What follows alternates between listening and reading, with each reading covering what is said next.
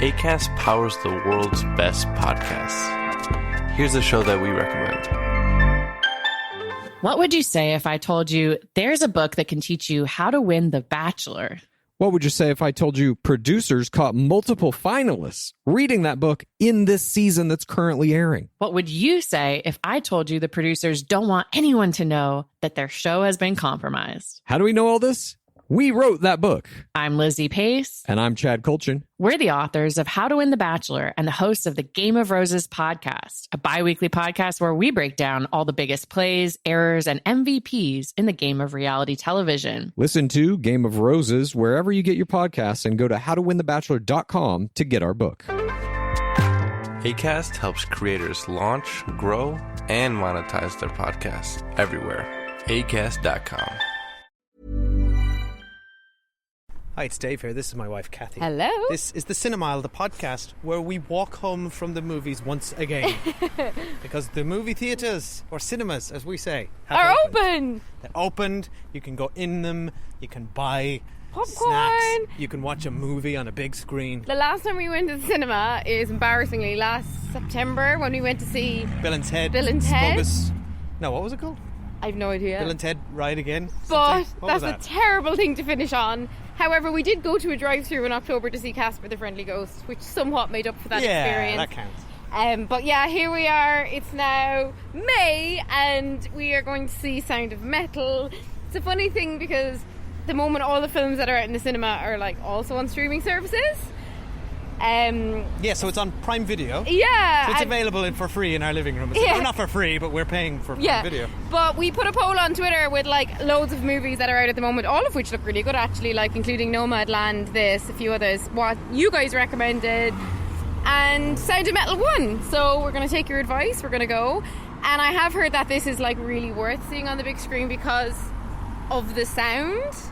Yes, and the surround sound being awesome. So we know Riz Ahmed is in it, who we love, big fans of him, and he was Oscar nominated. Yeah. That's pretty much all I know about it, to be honest. I know the general plot of this. Okay. Do you not?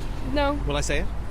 You can say it, the general plot. So it's about I know he's a drummer, and I know that the movie deals with his hearing loss. Okay. Yeah. So okay. I think that will I did know that. probably make for interesting really audio interesting stuff and going he's on so in the good. cinema. But we're pumped, we can't wait. We're off to the cinema now. We couldn't be more pleased. We're walking through a car park so we're gonna now, go. So we come on. Okay, See you on the other see you very side. soon. Bye.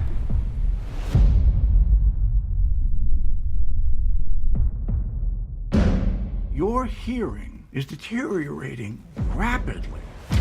We'll come back. Till then, Lou, we just keep going, okay? No. Lou, No. let's play tomorrow. Let's see what it's like, okay? I'm gonna be like a click track. You can play to me. You have to understand, your first responsibility is to preserve the hearing you have. I can't hear you. Do you understand me? I can't. I'm deaf. I'm deaf.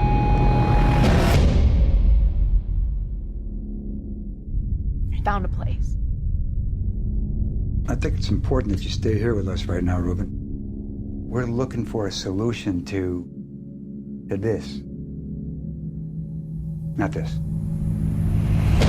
I need you to wait for me, okay? You're it for me, Lou. You're my heart. You're it for me, okay? You gotta wait for me. Hi, we're back. We saw Sound of Metal in an actual cinema.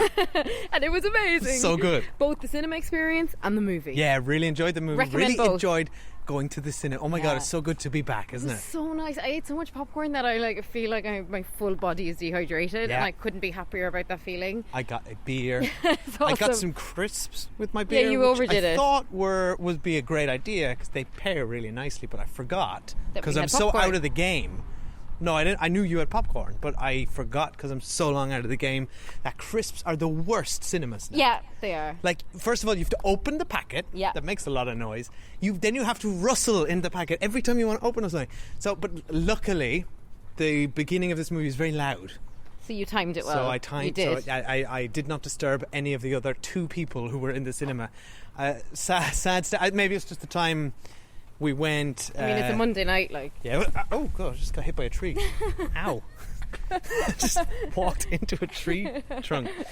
This dangerous game, this cinemaing. This is. Yeah. I'm so glad this is the movie. It was quiet, but I'm so glad this is the movie that we went back to the cinema for. Yeah, same. Like, it really felt like visually, yes, it looked great on the big screen as all movies do, but like as we had been told, the sound made it, because the plot is somebody who's losing their hearing and how that feels and sounds, and that was just incredibly done, and like the speakers made such a difference.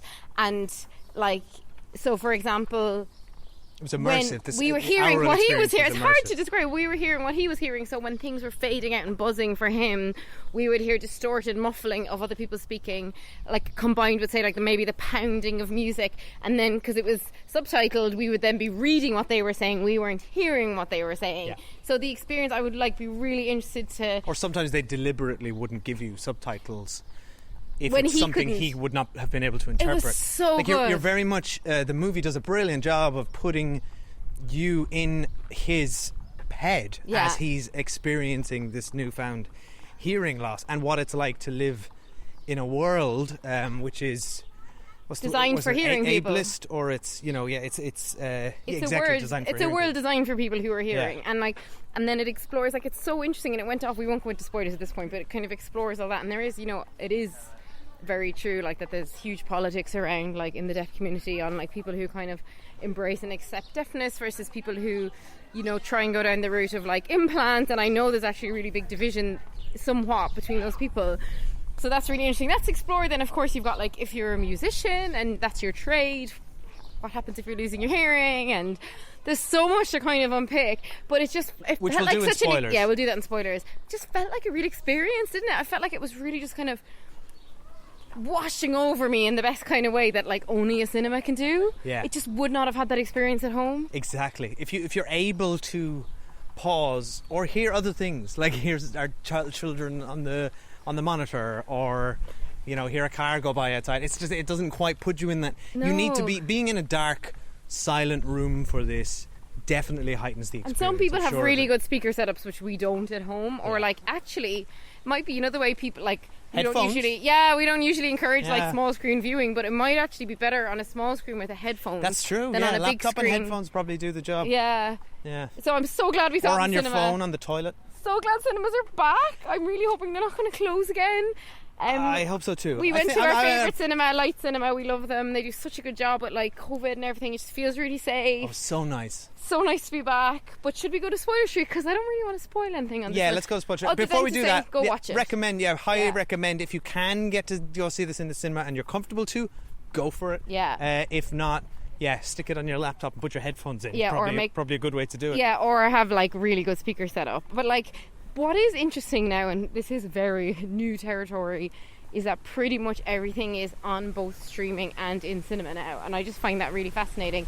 The movie that is coming out in a few weeks, A Quiet Place, will just be in cinemas, I believe. So that's like the true test again of like, what can cinema do in COVID? Yeah, but can they make their money back then? That's the it's Exactly. really interesting. It's going to be really interesting But to see then they're that. not necessarily you don't make money from streaming either, but you boost the Well- offering of your platform. So It depends on the drives platform. revenue Like, and membership. And Disney will be making a lot of money for.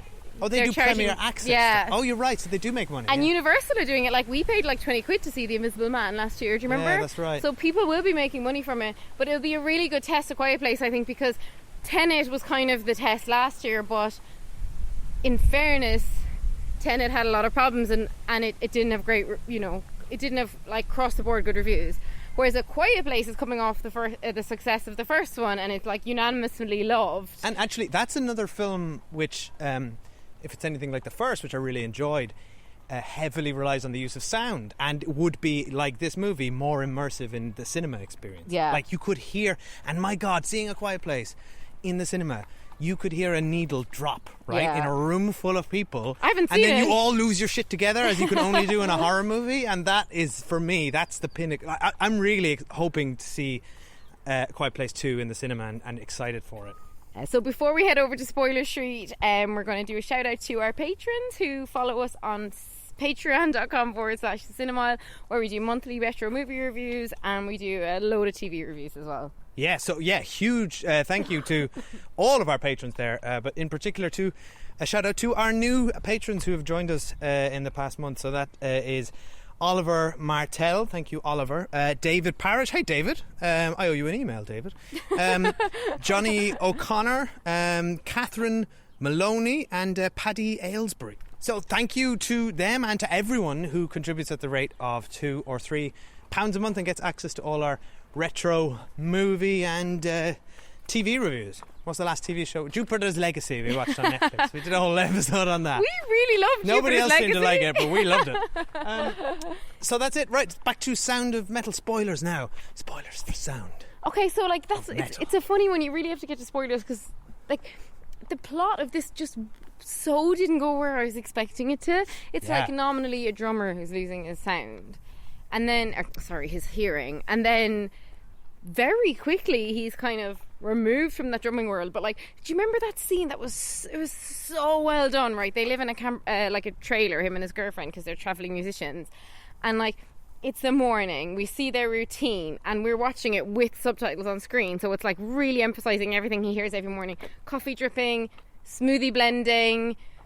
It emphasised all this sound in this scene, and then the next And day, it's set up. It's Chekhov's smoothie maker. yeah, and then we get the next day, and all of that's happening, but because we were made so aware of it by the director in the last scene, when we're here this time, we're like hearing it from Riz Ahmed's perspective, and it's all gone, and I just found that terrifying. Yeah. And that was just so well done, and the little touches like that in this movie are like You're amazing. on the. He's excellent in this movie. If saving more and spending less is one of your top goals for 2023, why are you still paying insane amounts of money every month for your phone bill? Right now, when you switch to Mint Mobile, you'll get their unlimited plan for 50% off. As the first company to sell premium wireless service online only, Mint Mobile lets you order from home and save a ton with phone plans starting at just $15 a month.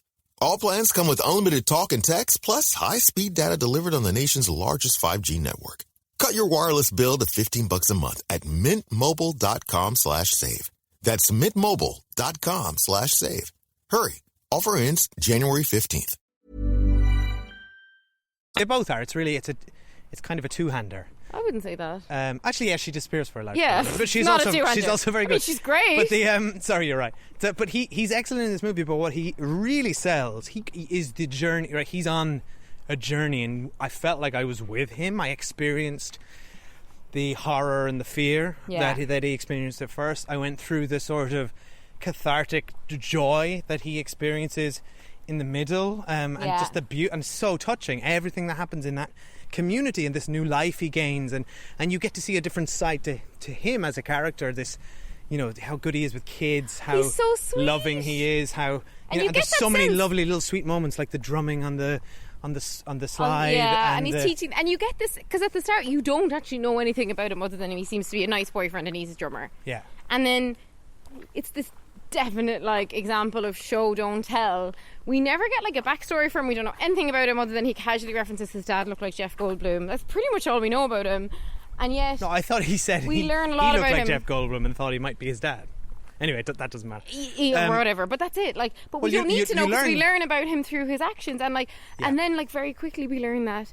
But again, through a really clever way, like he finds out that he's gone deaf, and he basically goes outside and asks someone for a cigarette, and the girlfriend calls his sponsor because for her, because we didn't know he's an addict, and a cigarette for him is like To trigger. first step on the Yeah. ladder to like maybe going back on harder drugs again. So we learn that just through that scene. Like, so it's just such good storytelling. Yeah. At no point is it like he's an addict. What if he goes back in the wagon? Like, that's not how we learn it. And then And not only that, they also don't use that information in a hackneyed or cliche way that plays in later. Like, you don't see a weaker movie would add in a heroin relapse in there, or it would add it like Yeah. it doesn't. What it shows us is that he's an addict, but that he's replacing his addictions with other things. So music has become his addiction. Then perhaps, health and fitness. He's somebody who's very intense. Yeah. He's rigorous. You see it in his routine at the morning. It's smoothies and push-ups, and he's very routine focused. I wish I had that routine And as soon as I know, and then look like him. as soon as the music goes away, he has to fill his time. And there's a brilliant moment when he's fixing the roof, and he's always trying to be busy and active. And his the head of the community, who is awesome, such a good character. I love Ruben. Yeah. This is what's What a so mentor. unique about this movie, and we need to do some research because we haven't. Like, feels so based on real life. Like, this is a movie that's effectively set in a centre for deaf addicts. Like, that is so specific. Yeah, but it's a subset of a wider deaf community, right? exactly. Yeah. But like, Ruben runs the centre, and like he basically the joy of this movie. And I just love movies that are about something like so small and yet Positive. so big. Yeah. Basically, Ruben teaches him how to just sit still and just enjoy a moment. And it could so easily border into cliche or cheesy, or but it doesn't. It feels like very Like, the movie ends with him sitting on a bench and taking out his beautiful implants. ending, beautiful. And like there's that bit in the middle where he kind of like, and again, not even dramatic. It's not dramatic. He kind of quote unquote betrays Ruben by breaking his trust. But all he does is actually go and get himself money to try and get implants to get his hearing back, which is completely fine. Like, that's not a bad. He didn't steal money to buy drugs. Well, it wasn't the betrayal. It was more of a betrayal of the ethos of the community, which, as you outlined earlier, it's this whole thing. But he literally says, "Ruben," and it breaks Ruben's heart, and you can see it. You can't be here because it sends the wrong message. Yeah, and you totally get Ruben's point. Yeah. Like, what I love about this movie is you understand everyone's point of view. They're all trying their best, and at the end of the day, it's Riz Ahmed's right to, to get implants and get hearing back. That's his right, and like if he wants to do it, he can do it. And like, but then I find that a whole experience when he does get the implants, and this is like where the Sound of Metal comes in. How distorted and all that sounded. I wonder how close that is to reality. And they obviously works better for some people than others, and you'd never know. I don't know. I'd love to hear from somebody in the deaf community as to how they interpret the narrative of this movie and how authentic it is. It certainly feels like it's injected with a certain amount of care and authenticity. And this is one now I want to go off and like read all about the director, writer, and like figure it all out. It feels very, even the sets they use, the way it's filmed, it's all very naturalistic, isn't it? This is like, it looked like they were all in real locations all the time. And when they were in Paris, A, we're like, God, we want to go to Paris. But B, I just love that it was like different sounds then in the captions, which is something we'd noticed with like a European siren. And like all the different things, really interesting. And there's that specific really stuff. sad and poignant thing, which like any of us who've been in relationships and broken up have experienced, of like him and the girlfriend reconnect and like they still really love each other, but it's just not right. No. And I just love that their breakup is so kind and nice. Like, everything about this movie is just so kind and nice, and they just know they're not meant to be together, but they both say, "You saved my life and I really loved you." And it's so touching. And that's what this movie is yeah. about fundamentally. It's about transitions. It's about, and I was able to relate to it on, not specifically on Ruben, on oh God, what's the main? I cannot remember. Oh wait, maybe the main character is called Ruben. Oh God, I forgot. This is what happens when it's a really famous actor. Yeah, Joe was the name of the guy with the ponytail. Everyone who's listening to this is laughing. Right, Ruben, okay. Ruben is Riz Ahmed. I'm Sorry, so embarrassed. sorry guys. Okay. So embarrassed. Joe was the guy. Oh, because she calls him Ruby, doesn't she? Yeah. Right, yeah. But I felt like, what he went through with... Basically, this movie is about him letting go of his old life. Yeah. And accepting his new one. And because his whole life was, like, based on him being a drummer on the road. Like, he just can't do that again. Exactly. And he experienced that both in letting go... So, ultimately, like, his addiction was about trying to... Well, no, he has a heroin addiction. That's just... That's just it. He can't... he's a drug metaphorically, addict. he's replaced... heroin in this instance in the second half of this movie with trying to regain this old life. He acts like an addict. Yeah, that's what Joe said to him. Yeah, you look like an addict right now because he's trying, and he's asking for money. He's being secretive. I've got to get this is he's somebody who's quite obsessive. But then the worst part is it was actually true though. He was like, my girlfriend, because we thought he was making it up. He goes like, oh, my girlfriend's dad's really rich, I'll get you the money back. We're like, yeah. And then he goes to the girlfriend's dad's house and it's like this unbelievable exactly. French mansion. So he was actually telling the truth, but because he was an addict, Joe was very skeptical of him. So I love all that. And like, of course, we're such like schmucks. We wanted him to go back to like the deaf community and like marry the teacher and like teach the kids. As soon as you get this beautiful montage in the middle of how good his life is, you're like, oh, what's next? What? Like, we're halfway through this. What's the conflict? Yeah, just like it goes. It's such a surprise of a film, and like we could talk about it all night, but there's probably no we love it. Totally recommend it. But I will say, just to finish off what I was going to say, I'm not able to relate directly to his experience of losing his hearing and that transition into kind of a different community and how the world suddenly changes and how you interact with it. Although I felt like the movie certainly did a brought really that to good job, life yeah. for me. But I was able to identify with this whole idea of letting go of a certain part of your life. Yeah. Right? Or a this dream idea you of might have had. transitions. Yeah, exactly. Or a certain dream that you may no longer be able to achieve. And it's about kind of accepting, and that's what, that's why their relationship kind of struck a chord with me. Whereas it's like a very mature thing, as you say, to sort of being able to acknowledge that you're not good for each other, even though you love each other. It's not even that they weren't good for each other. They just were like weren't meant to be. Like neither. When they kissed, it was so awkward. It was like the most awkward on-screen kiss I've ever witnessed. And they changed, but they both changed. Like she went through a very personal transformation as well during the time that they were apart. Yeah, because it also meant the end of her life when he went off to that centre. Exactly. Yeah. She kind of reconnected with her dad. Her sort of music style seemed to have evolved a bit. She changed her hair. She had a literal sort of transformation, right? I mean, once you've changed your hair in a film, that's it. Yeah, it's over. Utter transformation. And he did too. He shaved off the blonde. That's true. Actually, that's all a little bit on the nose now that I realise that they it both isn't. changed their But hair. he had to shave it. He was getting implants in his head, like. But yeah, no, it's really relatable, and yet at the same time a window into a world that we kind of know nothing about, which is just why movies are amazing. So hopefully we're going to be back in the cinema again soon. Really enjoyed that. Let us know what you thought. Send us a message, thecinemaile@gmail.com, or Twitter, Instagram, or Facebook @Cinemile. And yeah, see you soon. Yeah, and if you're feeling generous, go leave us a review. Yeah, oh god, yeah. On iTunes or we wherever, haven't asked for wherever you a go. review in so long, and therefore haven't gotten a review in so long. Yeah. If you could head over to Apple Podcasts and leave us a 5-star review, we would hugely appreciate it really it. helps us out. Thank you. All right, thanks for listening, guys. See you next time. Back in the cinema. When this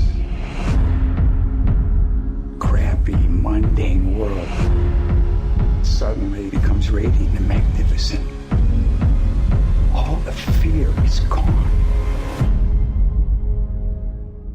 That place will never abandon you.